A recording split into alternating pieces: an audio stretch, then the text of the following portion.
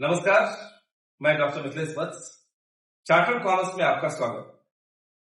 हमारे साथ chartered commerce के स्टूडेंट जो अब चार्टर्ड अकाउंटेंट बन चुके हैं, सीए ऋतिक मौजूद है। स्वागत करते हैं।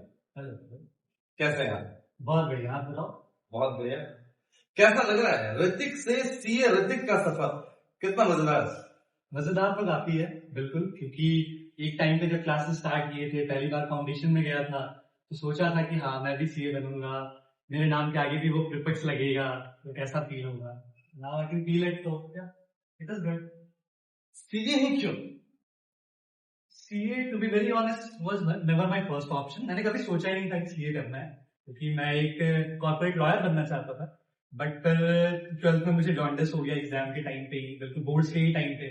तो उसके बाद डॉक्टर्स ने बोला कि मैं बाहर नहीं जा सकता कहीं पढ़ने के लिए, क्योंकि मैंने एलएलबी के एग्जाम दिए थे, क्लैट दिया था, तो मेरे एलएलबी बैंगलोर में हो रहा था। बट डॉक्टर्स ने मना कर दिया कि नहीं आप बाहर नहीं जाओगे, क्योंकि बहुत सीवियर था, क्योंकि एलपीटी लेवल वगैरह बहुत ज्यादा वो मतलब काफी वो मतलब कंसर्न काफी लोगों का बढ़ गया था, क्योंकि बहुत मतलब क्रिटिकल पॉइंट से आ गए थे सारे लेवल। तो घर वालों ने बोला कि ठीक है अब एलएलबी आप नहीं कर सकते, बाहर नहीं जा सकते, तो क्या करना है। तो माँ ने सजेस्ट किया कि सीए करो, क्योंकि मेरे पास कुछ बीइंग कॉमर्स बैकग्राउंड के बहुत सारे फ्रेंड्स सीए कर रहे थे। तो माँ ने बोला ठीक है आप सीए करो, सही रहेगा। ठीक है ओके करते हैं। स्टार्ट किया मैंने।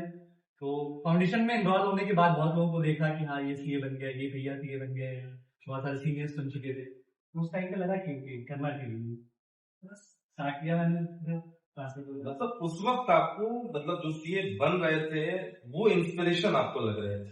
हाँ बिल्कुल। और आज आप हमारे बच्चों के लिए इंस्पिरेशन है, ये बहुत बड़ी बात है।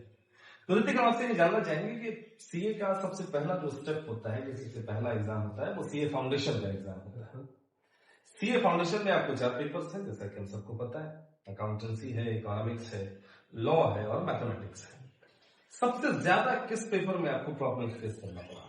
मुझे मैथ्स बिल्कुल, क्योंकि मैथ्स में 11th में मैथ्स मैंने नहीं लिया था, क्योंकि उस टाइम प्लान नहीं था फर्स्ट ईयर करने का। ये तो पता था कि सीपीटी हमारे टाइम पे होता था, तो मैथ्स पता था कि मैथ्स रहेगा। तो मैंने कभी सोचा ही नहीं था कि मुझे सीए करना है, तो मैंने 11th में मैथ्स लिया नहीं और जरूरत लगी नहीं। ये भी था कि डीयू में अगर एक दो टॉप कॉलेजेस आप छोड़ दो, तो कहीं भी मैथ्स मैंडेटरी नहीं है। तो फिर मैंने मैथ्स लिया नहीं। ठीक है, फिजिकल एजुकेशन थी डीएवी में, तो वही पेपर्स थे। तो मैथ्स में चैलेंजेस फेस करने पड़े, क्योंकि मैथ्स कंप्लीटली कुछ अगर स्टैटिस्टिक्स वाले पार्ट को हटा दे तो बाकी सारे मैथ्स वही थे, तो 11th वालों को जो अगर मैथ्स लेते उन्हें पढ़ना था, सेम ही थी। तो वहां पे प्रॉब्लम तो आई, बट ठीक है मैनेज हो गया। स्टार्ट्स में कुछ मार्क्स कवर करे, बाकी टीचर्स ने सपोर्ट किया यहाँ के। मतलब मैथ्स थोड़ी बहुत प्रॉब्लम्स जो है उसमें फेस करना पड़ता है। अक्सर बच्चे जो है हमारे वो ये कहते भी हैं कि मैथ्स और लॉ ये दो ऐसा पेपर है जहां पर की ज्यादा प्रॉब्लम्स आती हैं, क्योंकि अकाउंटेंसी तो आपका बैकग्राउंड भी रहता है, अगर कॉमर्स से है तो उसमें कोई दिक्कत ही नहीं है, इकोनॉमिक्स में कोई दिक्कत ही नहीं है, तो प्रॉब्लम। और खास करके जहां तक बात करें लॉ में, तो लॉ में लिखना पड़ता है। तो लॉ के लिए कैसा अप्रोच रहा आपका? लॉ के लिए अप्रोच सबसे पहले तो एक्ट्स को समझना होगा, एक्ट्स क्यों आए। वेरी फर्स्ट प्लेस पे आपको ये समझना होगा कि वो एक्ट्स का पर्पस क्या है। जब इंट्रोड्यूस हुए तो एक्ट्स की एसेंस क्या है, उसके की टर्मिनोलॉजीज क्या है, जो की टर्म्स आपने समझ लिए, सारे टर्म्स का एक रेलेवेंस है वो समझ लिया। फिर सेक्शंस को आपने देख लिया। बहुत लोग बोलते हैं सेक्शंस मदद कर रहे हैं, सेक्शंस याद होने चाहिए, कोई जरूरी नहीं है, कोई मार्क्स नहीं देखता सेक्शन पे। अच्छा, ये बड़ी बात है, ध्यान रखना है। बिल्कुल, मतलब सेक्शन याद करना ये इंपॉर्टेंट नहीं है, सेक्शन की कंटेंट क्या है, वो स्टेप क्या है, वो सीरीज क्या है, वो याद होना इंपॉर्टेंट है। वो अगर आपने समझ लिया, उसे थोड़ा याद कर लिया, बिल्कुल लॉ में बिना याद किए तो नहीं होगा। बट सेक्शंस याद करने पे, रेटाप्लिकेशन पे ध्यान नहीं देना। वो चीजें जरूरत होगी तो देखी जाएंगी, फाउंडेशन में एटलीस्ट जरूरत नहीं। फाउंडेशन में एटलीस्ट जरूरत नहीं। अच्छा, लॉ के लिए इंग्लिश का भी अपने आप में बड़ा मेजर रोल है, क्या आप ऐसा मानते हैं? नॉर्मल इंग्लिश जो हम यूज करते हैं जनरल कम्युनिकेशन में और लॉ में जो इंग्लिश यूज होती है थोड़ी डिफरेंट है, क्योंकि टर्म्स वैसे होते हैं। तो उसके लिए तो आपको बुक्स को सेल्फ स्टडी करनी होगी। टीचर्स आपको बता सकते हैं, समझा सकते हैं, जो मैंने बात करी एसेंस समझना, उसमें टीचर्स हेल्प कर सकते हैं। बट लैंग्वेज आप खुद ही कर सकते हो, आप खुद ही बुक्स को पढ़ोगे, लिखने का अप्रोच आपको दिखेगा, बहुत सारे जो पास्ट क्वेश्चन है उनके आंसर्स देखोगे तो समझ आएगा, तो वो चीज फिर वैसे आएगी, हेल्पफुल होगी।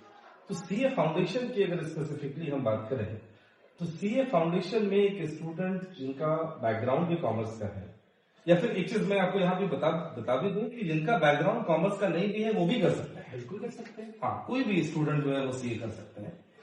तो सीए फाउंडेशन के लिए सबसे जो प्रैक्टिकल अप्रोच आपका रहता है वो क्या रहता है, और किस अंदाज में प्रिपरेशन करें, क्या पढ़ें कि हमारा सीए निकल जाए, सीए फाउंडेशन एटलीस्ट निकल जाए, पहला जो एंट्रेंस एग्जाम है वो निकल जाए? क्या लगता है आपको?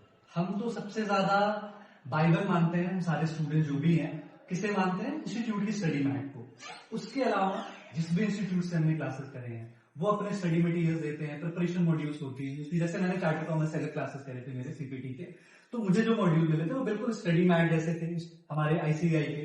तो मैंने उन मॉड्यूल्स को फॉलो किया, क्वेश्चन बैंक्स को फॉलो किया, 5 जो भी क्वेश्चन आ रखे हैं उनको सॉल्व किया और खुद से प्रैक्टिस की। टीचर्स ने जो क्लासेस जो भी ड्यूरेशन है, फॉर एग्जाम्पल 4 आवर्स की है, 4 आवर्स मैंने क्लासेस करी, टीचर्स ने पढ़ाया अच्छे से, बहुत क्लास में अटेंटिव रहा। घर जाकर उसे प्रैक्टिस करना इंपॉर्टेंट है, बिल्कुल सेल्फ स्टडी। तो वो अप्रोच अगर फॉलो करते हैं सिर्फ फाउंडेशन ही नहीं, इंटर में और फाइनल्स में वही अप्रोच भी काम आएगा, क्योंकि सेम अप्रोच आप रखो, कंसिस्टेंट रहो, बन सकते हैं। बहुत बढ़िया। सीए इंटरमीडिएट की अगर बात करें तो सीए इंटरमीडिएट में हमारे 2 ग्रुप हैं। सबसे डिफिकल्ट पेपर में से आपको कौन सा लगा? उस टाइम पे मुझे टैक्स सबसे डिफिकल्ट लगा था। टैक्स रीजन भी क्योंकि टैक्स मुझे पता ही नहीं था इसका यूज क्या है, कभी नहीं देखा, कभी यूज नहीं किया, कोई प्रैक्टिकल एक्सपोजर नहीं है। अकाउंट्स फिर भी पता है कि हाँ बिजनेस में यूज हो रहा है, अकाउंट्स में अकाउंटिंग आप देख रहे हो, अगर ये केस आएगा तो ये एंट्री होगी, ये केस होगा तो दूसरी एंट्रीज होंगी। बट टैक्स में क्या होता है, प्रैक्टिकली क्या चीजें आती हैं, ये प्रॉब्लम मुझे फेस करनी पड़ी थी। तो टैक्स से मैं रिलेट नहीं कर पाता था, जो प्रॉब्लम ऑफ रिलेटेबिलिटी होती है ना, वो उस पेपर में मुझे नहीं आती थी कभी भी। आयरॉनिकली मैं इंटरनेशनल टैक्सेशन में ही प्रैक्टिस कर रहा हूँ। तो फिर तो मैं आपको जानकारी के लिए बता दूं कि दुबई इनका आना जाना होता है, दुबई में भी इनके क्लाइंट सब जो है और बहुत शानदार तरीके से ये काम कर रहे हैं। तो टैक्स को लेकर आप बात कर रहे थे कि टैक्स में थोड़ी बहुत प्रॉब्लम आपको फेस करनी है। तो सीए इंटरमीडिएट के बाद एक दौर आता है जब आप आर्टिकलशिप के लिए जाते हैं। आर्टिकलशिप जहां पर आपकी प्रैक्टिकल ट्रेनिंग होती है, एक सीए के अंडर में रहकर आप कैसे सीए काम करता है उस फंक्शन को आप समझते हैं। तो आर्टिकलशिप में हर स्टूडेंट्स की ख्वाहिश होती है कि वो बिग 4 में जाए। कैसे जाए? बिग 4 में जाने के लिए सबसे जो मेजर चीज है वो है आपको इंटर में अच्छे से पढ़ना होगा, क्योंकि वहां इंटरव्यू होते हैं, प्रॉपर इंटरव्यू लेते हैं वो आपकी, उन्हें भी पता है आपने काम तो कुछ नहीं किया, वर्क एक्सपोजर तो बिल्कुल जीरो है, आप as a newbie as a fresher जा रहे हैं। बट वो आपकी थ्योरेटिकल नॉलेज चेक करेंगे कि आपने इंटर में जो भी आपके मार्क्स आए हैं, ठीक है मार्क्स को एक के लिए साइड भी कर देंगे, बट आपकी नॉलेज सब्जेक्ट मैटर पे आपका कमांड वो बहुत इंपॉर्टेंट है। अगर वो चीज अच्छी है, वहां आपने इंटरव्यू क्रैक कर लिया, फिर आपको वो इजीली ले लेते हैं, वहां प्रॉब्लम फिर नहीं आएगी। और मेरे ख्याल से कि सीए इंटरमीडिएट के बाद जब आप आर्टिकलशिप क्लियर करते हैं तो फाइनल में जो सफर होता है वो बहुत ज्यादा आसान हो जाता है। क्या आपको ऐसा लगता है? डिपेंड करता है आपके वर्क लाइफ में क्या प्रेशर रहा था, कैसे आपने वर्क के अप्रोच को, पढ़ाई के अप्रोच को क्या रखा था, उस पर डिपेंड करेगा। अगर आपने उस टाइम पे, क्योंकि वो एक फेज ऐसा होता है जब आपको काम और स्टडीज दोनों को साथ में साइमल्टेनियसली मैनेज करना होता है। अगर दोनों को आपने मैनेज करा है तो फाइनल एग्जाम इजी हो जाते हैं, क्योंकि कहीं ना कहीं आप आर्टिकलशिप में वो काम करते हो जिसके आपको एग्जाम्स देने हैं फाइनल्स में, ठीक है। आपने इंटर में भी वही पढ़ाई करी होती है, बट कहीं ना कहीं वो चीज जो होती है, लेवल जो होता है, एक अप्रोच होता है, वो चेंज हो जाता है। तो फाइनल्स में के पेपर में वो चीजें हेल्पफुल होती हैं, जो भी आपने काम किया आर्टिकलशिप में, चीजें देखी, वो चीज आपके काम आएगी हमेशा ही आर्टिकलशिप के वक्त एक्सपीरियंसेस।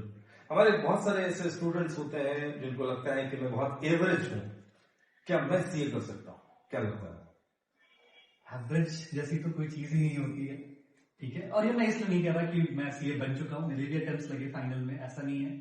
तो ठीक है, अटेम्प्ट्स लगेंगे, एवरेज होना कोई बड़ी बात नहीं है। मैं अभी तारीफ नहीं कर रहा, बट मुझे मेरे टीचर्स ब्रिलियंट स्टूडेंट कंसिडर करते थे, तो बीइंग अ ब्रिलियंट स्टूडेंट मेरे अटेम्प्ट्स नहीं लगने चाहिए, बट लगे। मेरे से एवरेज स्टूडेंट्स तो उनके एक भी अटेम्प्ट्स नहीं लगे, एक सिंगल अटेम्प्ट फर्स्ट अटेम्प्ट उन्होंने क्लियर किया। तो वो सारी चीजें जो होती है ना, वो 12 तक या फाउंडेशन तक एवरेज वाली चीज चलती है, इंटर में आकर सारे बराबर हो जाते हैं, सारे बराबर हो जाते हैं इंटरमीडिएट में आकर। और एक चीज मैं आपको बताऊं कि बहुत सारे ऐसे बच्चे होते हैं जो फाउंडेशन में उनको अटेम्प्ट लगते हैं, इंटरमीडिएट में लग गए, या फाइनल्स में तो यूजुअली लग ही जाते हैं, थोड़े बहुत तो लग ही जाते हैं। तो मुझे ये बताइए कि क्या उस अटेम्प्ट्स का कोई साइकोलॉजिकल असर होता है, या फिर उससे कैसे आप डील करते हैं, कैसे आपने डील किया उस चीज को? साइकोलॉजिकल असर तो पड़ेगा, वो इम्पैक्ट आएगा। होता क्या है ना कि जब हम स्कूल्स में होते हैं तो हमारे बैच के बहुत सारे स्टूडेंट 10th के बाद वो डिमार्केशन आ जाती है, कुछ साइंस में, कुछ बायो में, कुछ कॉमर्स में, बेसिकली ये होते हैं। अब होम साइंस जो कि आर्ट्स है वो भी लेते हैं बच्चे, काफी ज्यादा ले रहे हैं, खैर एनीवेज, तो वो डिमार्केशन आ रखा होता है। तो बाकियों की तो बहुत क्लियर चीजें हैं कि भाई हमें बीटेक करना है, 4 साल का कोर्स है, हम जॉब में चले जाएंगे। मोस्टली वो जॉब में जाते हैं, पीजीज नहीं करते। हमारे पास जो ईयर्स हैं, अगर सारी वन शॉट जा रही है तो 4 साल मैक्स, ठीक है, 4 या 5 साल मैक्स। बट अगर अटेम्प्ट्स लग रहे हैं तो कि एक कंपटीशन आ जाता है। घर वाले भी बोलते हैं कि तुम्हारा दोस्त था वो, उसने क्लियर कर लिया, वो वहाँ जॉब कर रहा है, वो अर्न कर रहा है, फैमिली को सपोर्ट कर रहा है, और हम अभी भी एग्जाम्स दे रहे होते हैं। मई के बाद नवंबर, नवंबर के बाद मई के एग्जाम्स की तैयारियां हो रही होती हैं। तो वो एक साइकोलॉजिकल इम्पैक्ट तो आता है। बट ठीक है, अगर आपको डील करना है, जो मैंने किया था, मेरे अटेम्प्ट्स फाइनल में जब भी लगे तो ये अप्रोच रखा मैंने कि ठीक है, कोई बात नहीं, सूनर और लेटर, वो कहते हैं ना, अपना टाइम आएगा, और जब आएगा तो बाकियों से ज्यादा शानदार आएगा।